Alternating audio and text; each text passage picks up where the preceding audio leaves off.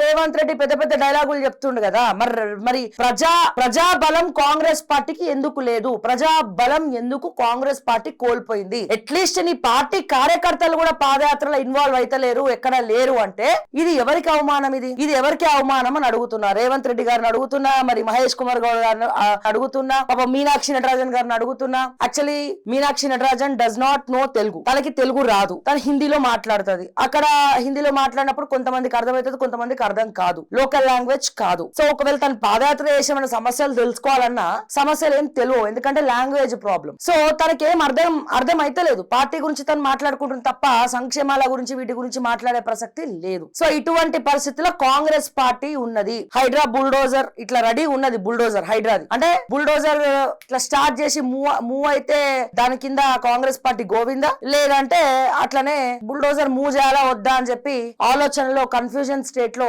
మరి ఉన్నట్టయితే తెలుస్తోంది కాంగ్రెస్ పార్టీ.